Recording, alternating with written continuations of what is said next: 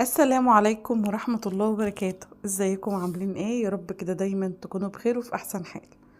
طبعا بقى وحشتوني جدا جدا من الفيديو اللي فات. فيديو النهاردة يا ست البنات حاجة وجبة مختصرة وسريعة ومفيدة. هقولك كده من بواقي شوية مكرونة هنعمل اجمل صينية مكرونة بشاميل. عايزة اقولك والله العظيم ما كان في اي نية ان انا اعمل مكرونة، بس احترت على الغدا كده. كانش عندي مكرونة اللي هي قلم بتاعة المكرونة البشاميل اصلا. كان عندي بواقي كده مكرونة سوسته ومكرونة اللي هي القواقع دي، وكمان مكرونة المقصوصة الصغننة دي. عملت ايه بقى؟ رحت جايبة كل شوية الحاجات دول، المكرونات اللي هم البواقي دول، ورحت سلقاهم وعملت احلى صينية مكرونة بشاميل. عملت البشاميل ده كمان انا اللي عاملاها، اقولك المقادير بس. عايزه اقولك الاول صلى على النبي عليه افضل الصلاه واتم السلام. اللهم صل وسلم وزد وبارك على سيدنا محمد وعلى اله وصحبه وسلم. بصوا عشان ما انساش اقول لكم اللي في البشاميل ده مش حاجه وحشه، ده فلفل اسود و اللي هي اللهم صل على النبي، اسمها ايه اللي هي المصحونه المدوره، الكبابه الصيني. لا مش اسمها حاجه تانية هفتكرها دلوقتي.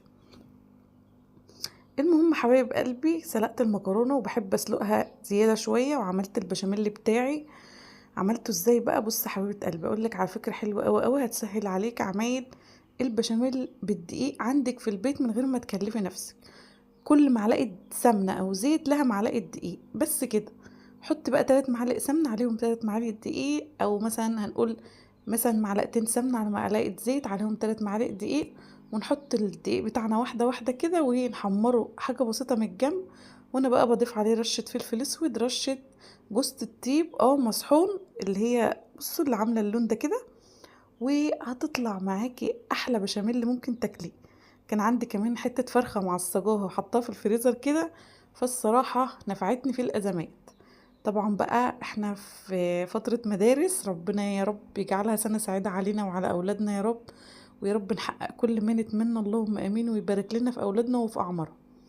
دخلت المكرونه الفرن. على فكره عملت الطريقه دي معاكم كذا مره وطلعت بسم الله ما شاء الله. ولا عندي بقى جبن ولا كان عندي اي حاجه، هما بس كوبايتين لبن كده عملت احلى صينيه مكرونه.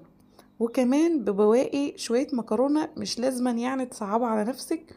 وعلشان مفيش مكرونه قلم يبقى مش هعرف اعمل مكرونه بشاميل.